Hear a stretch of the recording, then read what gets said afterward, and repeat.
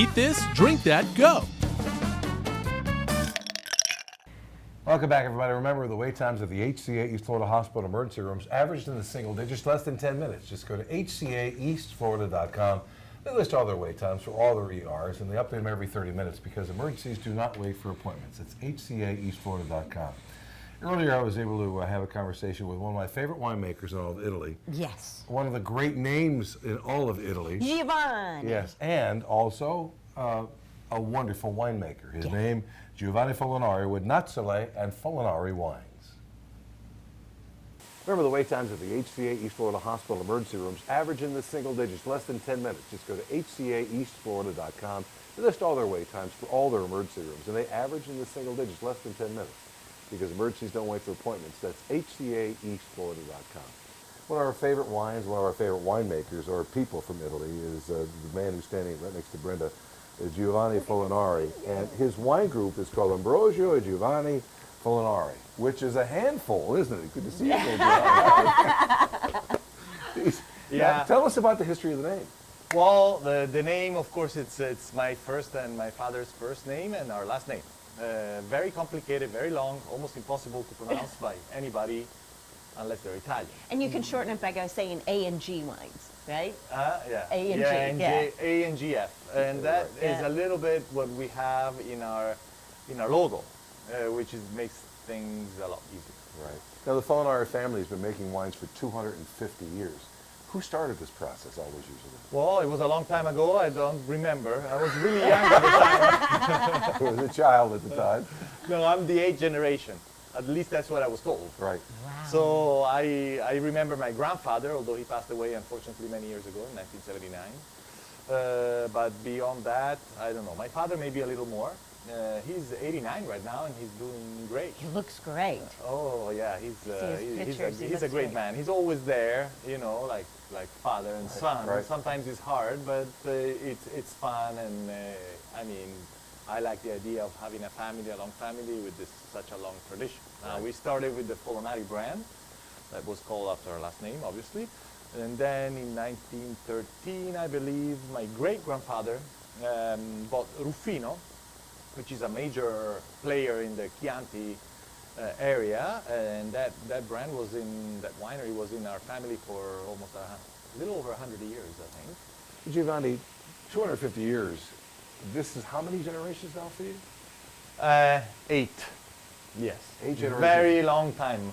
You were telling me a story about the Folinari name, obviously your family name, and then the Ruffino name as well. Yeah.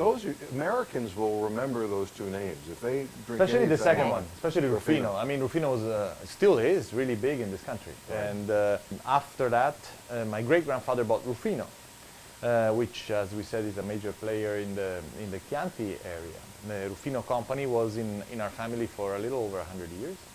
And then in the 60s, his son, my grandfather, sold the Folinari company, which was mostly related producing beverage wines. Mm-hmm.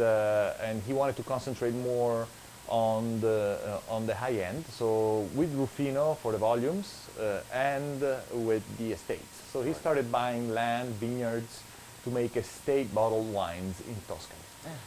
And when we visited you. You visit Nazzole, which Nazzole, is just outside of Greve and Chianti. Exactly, Right. Which is our largest vineyard over there. Right. But you have that kind of in different where the grapes grow best. You put a winery there. Basically, you're growing grape there, And right? there's Well, 7 we try to different do ones. that. Yeah. We try. Are we going to taste the wine? Yeah. Let's start with this Yeah. first. This is your Chardonnay. Tell us about this. It's a beautiful new label too. Well, the Cabrera was one of the vineyards. We were talking about Nazzole and others, you know. We bought, and then this is quite unusual wine for Tuscany because it's a Chardonnay. So you might think, well, Tuscany mostly produce red wines, Yeah. Right. and definitely not a Chardonnay. Right. And not an aged Chardonnay. So it's very unique. But we started this venture because my father was really passionate about the high-end Burgundy whites. So we planted Chardonnay in Panzano in Chianti, which is right above Greve. Mm-hmm. And we started making this wine in 1983. That was the first vintage. Back then, we were still together, but to finish the story before, I know our stories are way too long, you know. That's Yeah. okay. Italians, the family. Yeah, pour the So, wine. yeah, I think we should Why you keep tell the talking story of people who drink while while we're here. drinking some good wine here. In 2000, my family went through a major split. So, because you know, the good thing about the family is the history and the tradition. The bad thing is that sometimes it's hard because every generation the number increases, and if they have the last name, they have the same rights of you to be in the business. Sometimes it's not easy. So, for that reason, we split up in 2000, and me and my father wanted to concentrate only on these wines, so the estate wines. Right. So Nozzole, Cabreo, then we bought La Fuga after the family split in 2002. And then we created a new property, a new vineyard from scratch in Bolgheri, which, as you know, it's a very strategic area for Tuscan wines. Meanwhile, our cousins stayed with Rufino, and then they partnered up with Constellation, and then they sold the entire company to Constellation a few years ago. I see. So we're still I don't know there. how he keeps up with all of this. Well, there's, and the other thing I found about you, Giovanni, from reading some of the research is you went to school at Cal Davis. I mean, this is one of the great wine, well, it's our best wine school in the country. Sure. That sounds quite strange to you, I see. I mean, I'm Italian. I just didn't know that you came here to get part of your education. You got an education just growing up and walking out of your house. Well, This is beautiful. that's interesting wine, eh? Now, Really is. I'm going to try to answer real quick the answer, Yes. the question, I'm and sorry, then I had to- tell you a this few is things about so this wine. good. Well, you know, it's true that very often us producers from the old world, we tend to be very conservative and a little snob because we think we have the best. I don't agree. I think we always have room for improvement. And Davies had a great program back then, still does. Yes.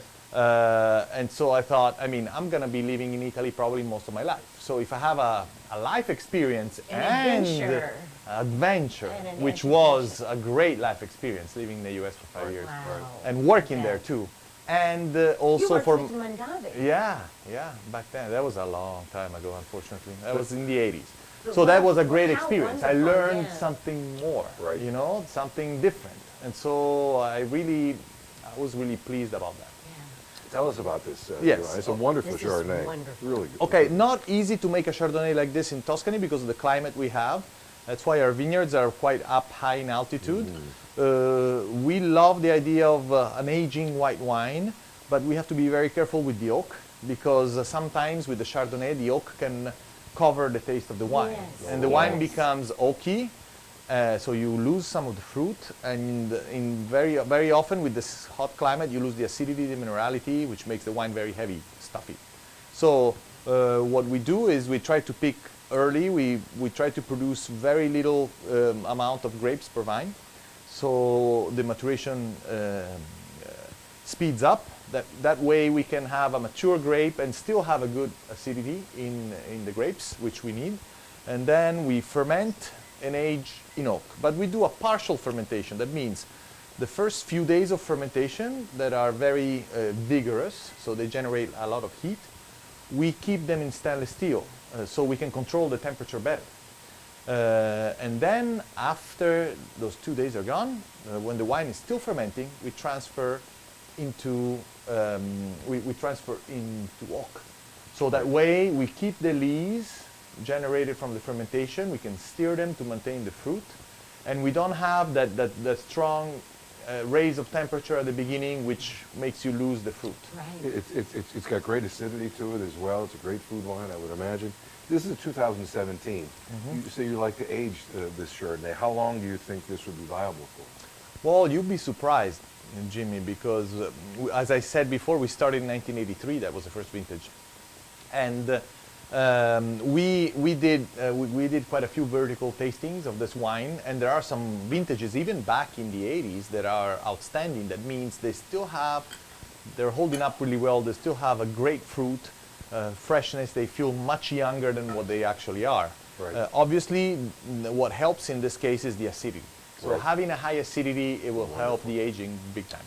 Wonderful. We're going to have to go through these a little quicker. Yes, we got 5 minutes. This is the Nozzole. I'm sorry. No, that's okay. No, no. I talked We too love much. sharing. No, you this. don't. This is. I wish we had an hour and a half with Yeah. you. This is the Nozzole de Chianti Classico. Where are Yes. these grapes grown? It's right there on the. Yeah, place that's were. where you Right. came. Right in Chianti. this is a wine that has been in the market for a long time, very well established. It's a Riserva, Chianti Classico Riserva. Now, recently we went through a major restyling of the packaging, of the quality of the wine. I don't know if you're aware of the fact that we are supposed to use at least 80% Sangiovese in the blend, Right.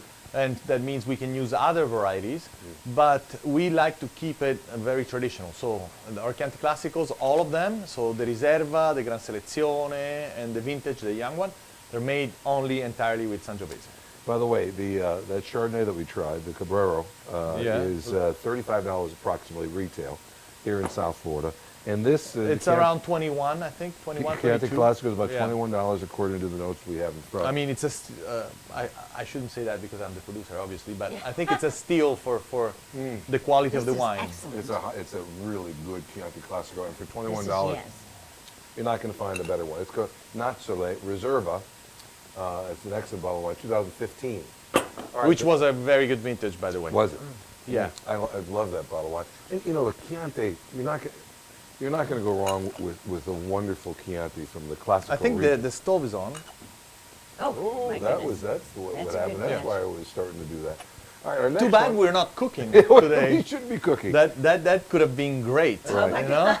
Because these wines, especially the Chianti Classico, is great with food. I mean, it's definitely Did a I food catch wine. that? No, Absolutely. I won't. This is the one from Bulgari that you mentioned earlier. Now, Bulgari, Americans know it as the area for super Tuscans, correct? I mean, that's what we refer to. Well, one of them above all, which became an icon, and there is a few very high-end wines produced in the area. And what we love about Tuscany, and I keep telling this, is that our region allows us to make wines with strong identity. That means there are unique wines, good elegance, great food wines, and we can do this either with the indigenous varieties like Sangiovese, or even with international varieties like Merlot, Cabernet Sauvignon, and Cabernet Franc, Right. like in this case.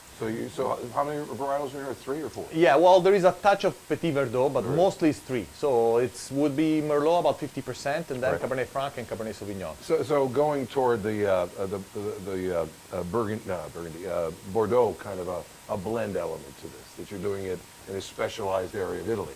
Exactly. And the interesting thing about it is that cheers, Brenda, Jimmy.